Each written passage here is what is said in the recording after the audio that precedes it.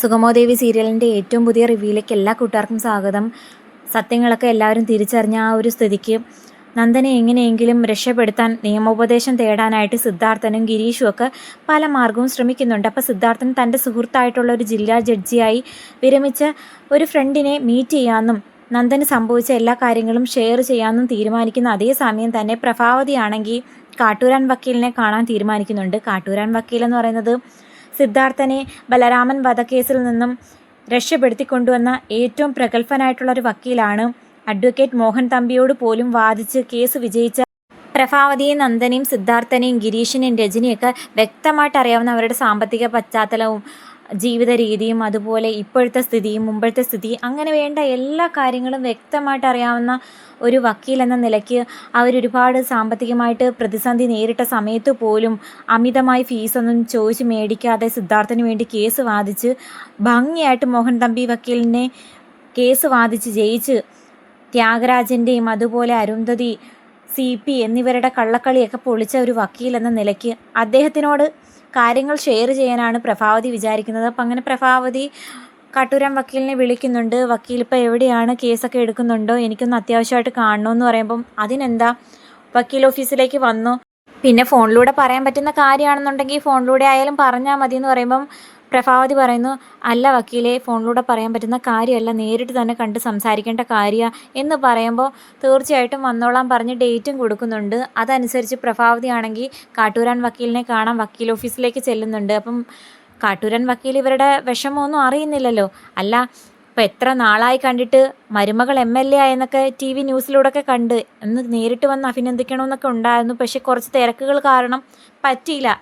അറിയാലോ, മോഹൻ തമ്പി വക്കീലിനെ കേസ് വാദിച്ച് ജയിച്ചതിൻ്റെ പേര് ഇപ്പം നന്നായിട്ട് കേസൊക്കെ ഉണ്ട് എന്ന് പറയുന്ന സമയത്ത് പ്രഭാവതിയുടെ മുഖത്ത് സങ്കടമുണ്ട്. അല്ല, മുഖത്തെന്താ ഒരു വാട്ടം? ഇപ്പോൾ പഴയ പ്രശ്നങ്ങളൊക്കെ മാറി സന്തോഷത്തിലല്ലേ? വീടും സ്ഥാപനങ്ങളും ഒക്കെ വീണ്ടും കിട്ടിയില്ലേ? സ്ഥാപനങ്ങൾക്ക് കുറച്ച് നിയമക്കുരുക്കുണ്ട്, വീടൊക്കെ കിട്ടി, പ്രശ്നമൊന്നുമില്ല. പക്ഷേ അതിനിടയ്ക്ക് മറ്റു ചില പ്രശ്നങ്ങൾ ഉണ്ടായിട്ടുണ്ട് ജീവിതത്തിൽ. എൻ്റെ മകനെക്കുറിച്ച് പറയാൻ വേണ്ടിയിട്ടാണ് വന്നത്. മകനോ? നന്ദനല്ലേ? അവനെന്ത് പറ്റി? അവനൊരു അബദ്ധത്തിൽ ചെന്ന് ചാടി. എൻ്റെ മകനെ രക്ഷിക്കണം കാട്ടൂരാൻ വക്കീലെ. എന്താന്ന് വെച്ചാലും തുറന്നു പറ എന്ന് പറയുന്ന സമയത്ത് നടന്ന കാര്യങ്ങളൊക്കെ പറയുന്നുണ്ട്. പണ്ട് താൻ കോളേജ് പ്രൊഫസറായിരുന്ന കാലത്ത് ഒരു വിദ്യാർത്ഥി ഉരുൾപൊട്ടലിൽ അനാഥയായ ഒരു ലീനി എന്ന് പറയുന്ന പെൺകുട്ടിയെ ഞാൻ ഡൊണേറ്റ് ചെയ്ത് പഠിപ്പിക്കുന്നുണ്ടായിരുന്നു. അവളുമായിട്ട് അഫെയറിലായി. ആ പയ്യൻ്റെ സ്വഭാവവും കൂട്ടുകെട്ടും എനിക്കത്ര ഇഷ്ടപ്പെടാഞ്ഞത് കൊണ്ട് തന്നെ പലതവണ വിലക്കിയെങ്കിലും അതൊന്നും കേൾക്കാതെ രണ്ടുപേരും വീണ്ടും ആ ബന്ധം തുടർന്ന സമയത്ത് ലീന എന്ന് പറയുന്ന പെൺകുട്ടിയെ ഞാൻ ശകാരിച്ചിരുന്നു. അതിൻ്റെ മനോവിഷമത്തിൽ അവൾ 6-ാം നിലയുടെ മുകളിൽ നിന്നും എടുത്തു ചാടി ആത്മഹത്യ ചെയ്തു. അതിൻ്റെ വിഷമത്തിൽ ചടങ്ങുകളെല്ലാം കഴിഞ്ഞു വന്ന സമയത്ത് പ്രേമിച്ചുകൊണ്ടിരുന്ന ആ പയ്യനുണ്ടല്ലോ, ഋഷി, അവനെ റോഡരികിൽ കണ്ടു.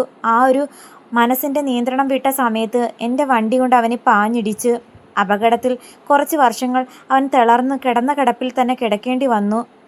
ഇപ്പോൾ എൻ്റെ മരുമകളുടെ പ്രസൻസ് കൊണ്ട് തന്നെയാണ് അവൻ വീണ്ടും പഴയ ജീവിതത്തിലേക്ക് തിരിച്ചു വന്നത്. എന്നാൽ പഴയ ജീവിതത്തിലേക്ക് തിരിച്ചു വന്ന അവൻ എന്നെയും എൻ്റെ കുടുംബത്തെയും തകർക്കുക എന്ന ലക്ഷ്യത്തോടെ നിരന്തരം പ്രശ്നങ്ങൾ ഉണ്ടാക്കിക്കൊണ്ടിരുന്നു. അതിനിടയ്ക്കാണ് പൊതുസ്ഥലത്ത് വെച്ച് ആ പയ്യൻ എന്നെ അപമാനിച്ചത്. അതിൻ്റെ ദേഷ്യത്തിൽ നന്ദൻ എൻ്റെ മകൻ അവനെ തല്ലുകയും അറിഞ്ഞുകൊണ്ടല്ലെങ്കിൽ പോലും ആ അടിയിൽ അവൻ്റെ ജീവൻ നഷ്ടമായി. പിന്നെ സുഹൃത്തുക്കളൊക്കെ ചേർന്ന ആ ബോഡി മറവ് ചെയ്തെന്നും എൻ്റെ മകൻ ഉൾപ്പെട്ടിട്ടില്ലായിരുന്നു. പക്ഷേ എങ്കിലും ആ ഒരു കുറ്റബോധം പേറിയാണ് അവൻ ഓരോ ദിവസവും കഴിഞ്ഞുകൊണ്ടിരിക്കുന്നത്. ഇപ്പോൾ എല്ലാ തെറ്റും ഏറ്റുപറഞ്ഞ് നിയമത്തിൻ്റെ മുമ്പിൽ കീഴടങ്ങാനാണ് അവൻ ആഗ്രഹിക്കുന്നത്. എല്ലാം കേട്ട് കാട്ടൂരാൻ വക്കീലും ആകെ ഷോക്കാകുന്നു. അപകടം പറ്റിയതാണെങ്കിലും അറിഞ്ഞുകൊണ്ട് ചെയ്തതാണെങ്കിലും തെറ്റ് തന്നെയാണ്.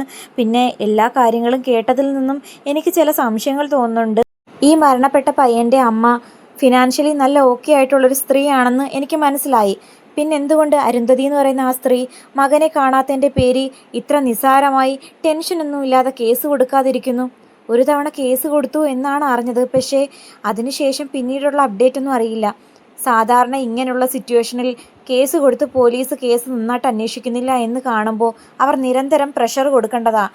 ഈ കേസിൽ അങ്ങനെയൊന്നും ഉണ്ടായ പോലെയൊന്നും തോന്നുന്നില്ലല്ലോ. മാത്രമല്ല, ഇങ്ങനെ ഒരു ശത്രുതയുള്ള ആ ഒരു സ്ഥിതിക്ക് എന്തായാലും മകനെ കാണാത്തതിൻ്റെ പേര് മുഖ്യമന്ത്രിക്കോ MLAക്കോ എന്ന് വേണ്ട, വാർത്താ മാധ്യമങ്ങളിൽ പോലും ഇതിൻ്റെ പേര് പരാതിയൊക്കെ ആയിട്ട് ആ സ്ത്രീ വരേണ്ടതാ. അവർക്ക് ആകെക്കൂടിയുള്ള ഒരു മകനാ. പക്ഷേ അവരുടെ ഭാഗത്തുനിന്ന് ഇങ്ങനെയൊന്നും ഉണ്ടായിട്ടില്ല എങ്കിൽ അതിൽ നിങ്ങളറിയാത്ത മറ്റെന്തോ സംഭവിച്ചിട്ടുണ്ടെന്ന് തന്നെയാണ് എൻ്റെ മനസ്സ് പറയുന്നത്. അല്ലാതെ ഒരു സ്ത്രീക്കും ഒരു അമ്മയ്ക്കും മകനെ കാണാതിരിക്കുമ്പോൾ അവൻ നോർമലി വന്നോളും എന്ന് വിചാരിച്ച് സമാധാനത്തോടെ ഇരിക്കാൻ പറ്റില്ല. അത് കേട്ട് പ്രഭാവതിയും ആശ്ചര്യപ്പെടുന്നുണ്ട്. കാട്ടൂരാൻ വക്കീൽ പറയുന്നതിലും കാര്യമുണ്ട്. മകനെ കാണാതായ ആ സമയത്ത് DYSPക്കും അതുപോലെ MLA ദേവിയേക്കും പ്രത്യേകം വിളിച്ച് കേസ് അന്വേഷിക്കണം, ശക്തമായിട്ട് അന്വേഷിക്കണം എന്നൊക്കെ അരുന്ധതി പറഞ്ഞിട്ടുണ്ടെങ്കിലും പിന്നീട് ഒരനക്കവും ഇല്ല. അതിൻ്റെ പിന്നിൽ മറ്റെന്തെങ്കിലും കാര്യം ഉണ്ടായിരിക്കുമോ? ഒരിക്കലും ഋഷി ജീവനോടുണ്ടെന്നുള്ള കാര്യം ഇവർ സ്വപ്നത്തിൽ പോലും കരുതുന്നില്ല. കാരണം എൻ്റെ കയ്യാൽ അബദ്ധം പറ്റി ഋഷി കൊല്ലപ്പെട്ടുവെന്ന് നന്ദനും അതുപോലെ ഋഷിയുടെ കൊലപാതക കേസ് മറയ്ക്കാൻ വേണ്ടിയിട്ട് ബെല്ലയും കെവിനും ഒക്കെ ഒരുപാട് സഹായിക്കുന്നു. കെവിനും ആ സാഹചര്യത്തിൽ ഋഷിയോടൊപ്പവും നന്ദനോടൊപ്പം ഉണ്ടായിരുന്നു. എന്തെങ്കിലും ഉണ്ടായിരുന്നുണ്ടെങ്കിൽ അവരറിയിക്കേണ്ടയാ. അവരറിയാതെ ഒന്നും സംഭവിക്കില്ലെന്നും അറിയാം. അപ്പം കാട്ടൂരാൻ വക്കീൽ പ്രഭാവതി ഉപദേശിക്കുന്നുണ്ട്, തൽക്കാലം മകനോട് കീഴടങ്ങേണ്ടെന്ന് പറ. നമ്മളല്ലാതെ രഹസ്യമായിട്ട് ഇതിൻ്റെ പിന്നിൽ എന്തൊക്കെയാണ് നടന്നിട്ടുള്ളതെന്ന് അന്വേഷിച്ച് ഉറപ്പുവരുത്തിയതിന് ശേഷം മാത്രം കീഴടങ്ങുന്നതിനെപ്പറ്റി ചിന്തിച്ചാൽ മതിയെന്ന് ഉപദേശിച്ചു കൊടുക്കുന്നു.